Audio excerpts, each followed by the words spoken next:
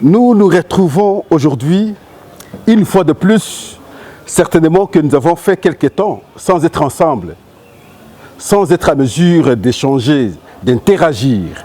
Et voilà, aujourd'hui, on est là ensemble. Nous vous remercions parce que de temps en temps, on a eu vos doléances, les appels de part en part. Vous cherchiez à comprendre qu'est-ce qui n'allait pas, simplement parce qu'il fallait bouger, il fallait aller par-ci, par-là. Et voilà, on n'a pas eu, en tout cas, un temps matériel de pouvoir être ensemble pour qu'on échange comme nous le faisons d'habitude. Nous sommes aujourd'hui pour aborder une question fondamentale. De notre point de vue, nous disons fondamentale parce que nous l'avons déjà abordée. La question de l'Office congolais de contrôle, l'OCC en sigle. Il y a quelque temps, je vous avais parlé de la fameuse mise en place des directeurs de province et des chefs de département, laquelle mise en place avait posé problème. Avait posé problème parce qu'il y a eu 2 actes pris à travers 2 conseils d'administration. Le premier conseil qui a été tenu le 14 juillet 2023 avait pondu des résolutions que nous avions considérées à son temps comme des résolutions, des actes conséquents, intelligents. Et le deuxième conseil sera tenu en date du 26 juillet 2023 que nous avions rejeté parce que ce conseil a été organisé à l'absence du PCA et dans l'irrégularité constatée. Ça, nous vous avons dit la fois passée. Et vous allez vous rendre compte à travers ce numéro aujourd'hui que nous avions raison, effectivement. Qu'est-ce qui se passe aujourd'hui? Le président du conseil d'administration de l'OCC, M. Fortuna Ndambo, écrit une lettre, une correspondance à son directeur général. La lettre numéro OCC bar PCA bar 01 bar FNM bar 186 bar RMP bar JPKB train 2023 du 9 octobre 2023. C'est quoi le contenu? Le PCA rappelle le directeur général de l'OCC de pouvoir faire preuve de bon sens à observer lors de la prochaine mise en place des chefs de division. La deuxième étape maintenant à l'OCC, c'est la mise en place des chefs de division. C'est là que nous avons raison. Et c'est le PCA qui interpelle le directeur général. Ça veut dire quoi en d'autres termes?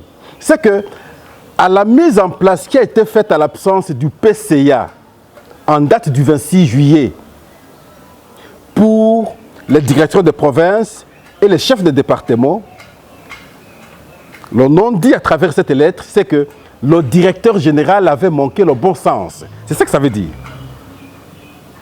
Et vous allez vous rendre compte à travers également les réactions maintenant des différents syndicats.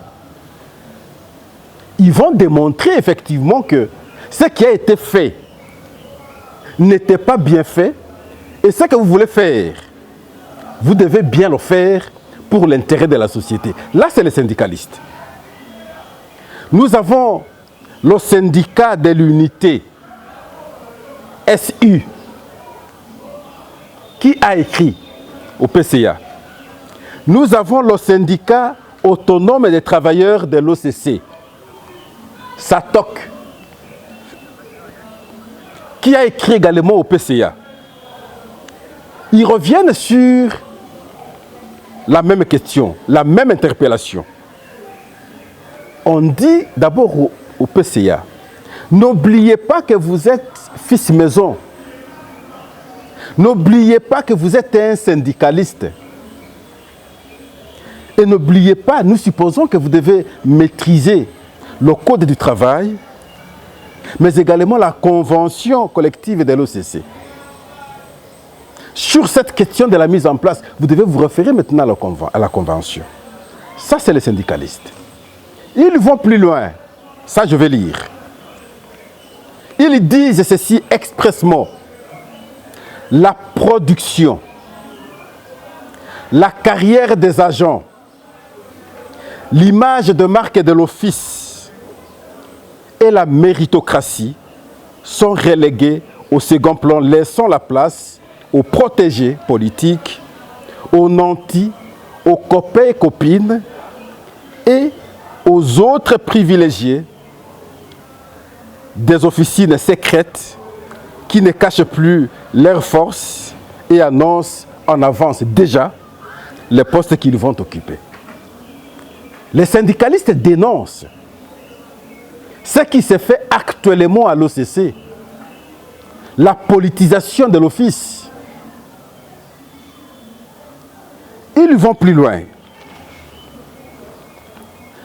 À travers la nomination, sinon les différentes nominations, ça c'est les syndicalistes, ils constatent qu'on fait la loterie dans les choix des candidats. Du n'importe quoi. Au lieu de prendre ceux qui méritent correctement représenter l'office dans les différentes antennes, et on envoie n'importe qui. Ils déplorent la nomination des non-expérimentés comme chef de département, comme chef de province, comme chef des antennes, à la place, par exemple, des PP, des FPP, des SD, des DIA. Et on envoie des gens à peine dans la société, à peine une petite expérience, dirigée, ou sinon supervisée, des antennes, des départements. Et les syndicalistes sont très mécontents. En tout cas, je dis bien très mécontents. Ils insistent, ils disent, comme vous, l'OPCA, vous avez compris nos besoins. Pour que cette mise en place soit efficiente. Ça veut dire tenir compte maintenant des meilleurs d'entre les membres de la société, les membres de l'office, pour qu'on les envoie dans les points stratégiques, les points qui nécessitent une expertise de la société.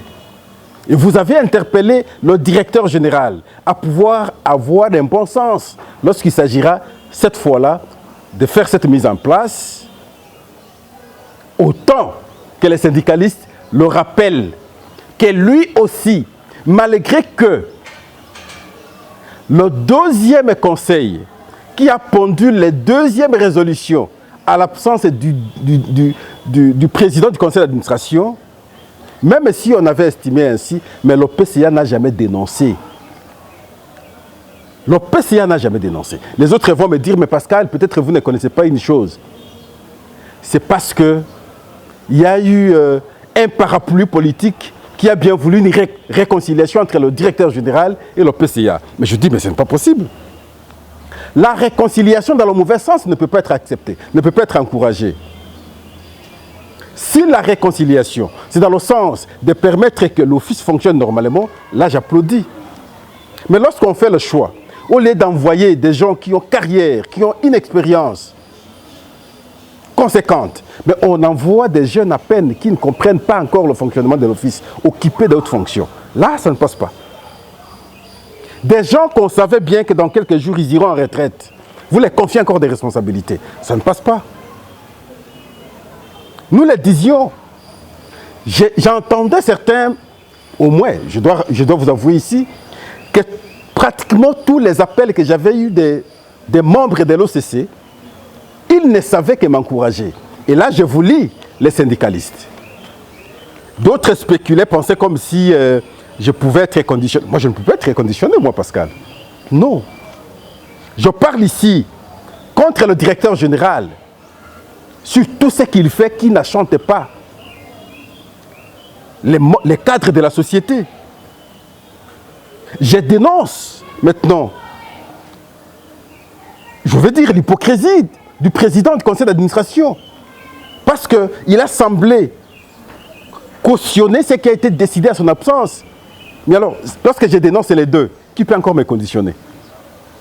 Non. Ceux qui me connaissent le savent. Ceux qui me connaissent le savent. Je suis objectif. Et ici, ce qui s'est fait, en tout cas, je ne pense pas qu'on peut encourager. Il y a un autre fait à l'OCC. Et là, je retrouve même mes amis de la promotion. J'ai terminé avec ces amis à l'université de Kinshasa. Engagés à l'OCC depuis 2011. Ils étaient au nombre de 26, quelque chose comme ça. D'autres ont été affectés à Boende. Les uns ont été intégrés pour qu'ils travaillent correctement à l'office. Les autres, depuis lors, sont mis de côté. En juillet, il y a eu un conseil d'administration, une fois de plus un très conseil, qui a décidé l'intégration de ces gens qui, jusqu'à ce jour, le directeur général ne s'est pas appliqué cette résolution du conseil d'administration, intégrant maintenant ceux qui ont été engagés à l'OCC depuis 2011, affectés, mais curieusement aujourd'hui, qui ne sait pas fonctionner normalement. J'interpelle une fois de plus le directeur général. Est-ce que vous comprenez que le dysfonctionnement a élu domicile à l'OCC aujourd'hui?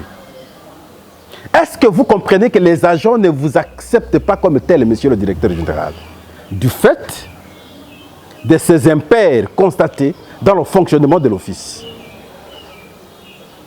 Mais monsieur le président du conseil d'administration, les agents reviennent de temps en temps sur vous parce qu'ils disent que vous êtes fils maison. Mais ce que c'est fait, comme si on n'a pas un fils maison dans le conseil d'administration. Heureusement, il y a une certaine prise de conscience à travers votre lettre. Nous avons lu la référence de la lettre ici. Mais cela ne suffit pas. Il faut réformer les choses. J'ai alerté les services de sécurité ici. J'ai alerté le monde entier que ce qui s'est fait à l'OCC, très précisément dans la direction de Matadi, ne sécurise pas le pays. Les conteneurs pouvaient quitter Matadi jusqu'à Kinshasa sans être ouverts. J'ai dénoncé combien de fois? Personne ne peut me contredire. Mais comment l'OCC peut permettre que les conteneurs viennent, les bateaux viennent, accostent jusqu'à Matadi, on décharge les conteneurs qui viennent jusqu'à Kinshasa sans que l'OCC n'ouvre les conteneurs, ne sache ce qui est dedans? Quelle insécurité pour la province, sinon pour la capitale. Mais c'est un danger. Pour ça, nous devons savoir les dénoncer. On met tout le monde dans l'insécurité. Qu'est-ce que je n'ai pas entendu, moi, Pascal? La DGD a dénoncé, sinon regretté, sur les pertes qu'enregistre aujourd'hui l'OCC. Parce que simplement le travail n'est pas bien fait. Là, nous allons encore creuser. Je vais revenir en force, avec détail. Vous devez capitaliser l'argent. Mais lorsque le travail n'est pas bien fait, mais c'est dangereux. Non seulement que vous ne savez pas capitaliser l'argent, mais en même temps, vous ne savez pas sécuriser les Congolais. Pour ça, nous allons les dénoncer. Et donc, substantiellement ici, l'interpellation claire est faite à l'endroit du directeur général de l'OCC de pouvoir avoir alors un bon sens, selon l'esprit de la lettre du PCA, lorsqu'il s'agira de la mise en place des chefs de division. Ne faites pas comme vous aviez fait lorsque vous nommiez les chefs de province, les directeurs de province et les chefs de département. Ne faites pas cette erreur. Ne reproduisez pas cette erreur. Les agents ne vont pas cautionner cette fois-ci. Si la fois passée, ils ont eu peur, ils m'ont chargé pour dénoncer comme je le fais autant de fois. Moi, je collabore directement avec les syndicalistes.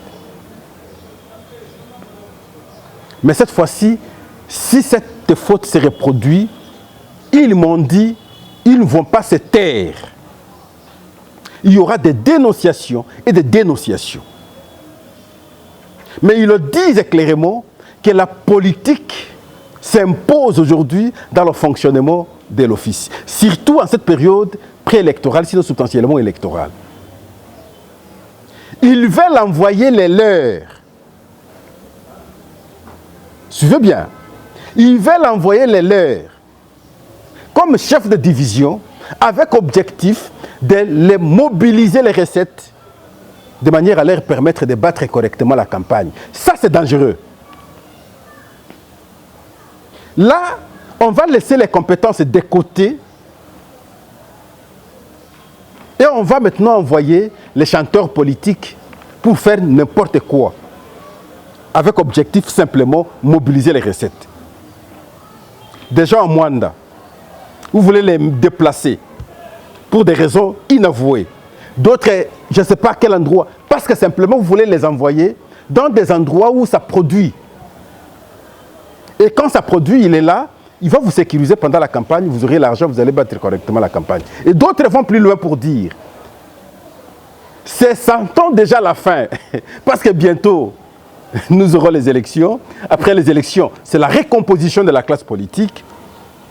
Ceux qui occupent les fonctions stratégiques aujourd'hui, demain, ils ne vont pas l'occuper. Ceux qui ont d'influence politique dans le secteur, demain, quand le chef de l'État va changer, en tout cas son appareil, pas forcément qu'ils vont se retrouver encore là. Autant pour les politiques, autant pour les techniciens, parce que nous aurons de nouvelles nominations. Et voilà pourquoi ils veulent, avant que son mandat prenne fin effectivement en décembre, sinon substantiellement en janvier, parce que les différentes remises, enfin, les différentes nominations, c'est après les élections. Donc, au mois de janvier et février, avant ce temps, voilà l'occasion des casiers les plus proches, les plus stratèges, par-ci, par-là, pour qu'ils mobilisent des recettes pour des causes illégales. Je veux dire correctement des causes illégales, parce que là, on sert les individus à la place de servir la société à travers l'office. Et voilà, nous avons bien voulu vous fixer sur cette question une manière de vous dire que nous veillons très sérieusement sur le fonctionnement de l'office. Nous veillons sur le comportement du directeur général et nous veillons sur la rigueur, s'il y en aura, du PCA, parce que tous les agents disent que c'est un fils maison qui devrait en principe imprimer la différence, mais jusqu'ici les agents regrettent de par la nomination qui a consisté sur les chefs de département, les chefs de province, les chefs d'agence, et ils ont vu, en tout cas malheureusement, que les non-expérimentés ont occupé des fonctions à la place des expérimentés qui, nombreux aujourd'hui, sont dans des couloirs à l'OCC. Et ça, nous, on ne cautionne pas. Et voilà pour la nomination des chefs de division. Et il faut que le directeur général ait un bon sens. Ça, c'est le PCA. Et ça réjouit pratiquement ceux qui étaient mécontents hier. Pratiquement tous les syndicats, beaucoup ont écrit au directeur général et au PCA. Et nous attendons maintenant ce que va produire comme travail en termes de nomination. Donc ici nous citons le directeur général et les agents vont apprécier. Le contraire, ils ne vont pas accepter. Mais nous avons alerté ici que nous sommes informés qu'ils veulent mettre les leurs pour des raisons politiques en cette période électorale pour qu'ils mobilisent des recettes. Au lieu de mobiliser les recettes pour la société, ils vont mobiliser les recettes pour les individus. En sachant en même temps que le temps est court, bientôt ils vont quitter là où ils sont aujourd'hui. Nous vous disons merci. Cette question de l'OCC, nous la suivons de très près. Au revoir.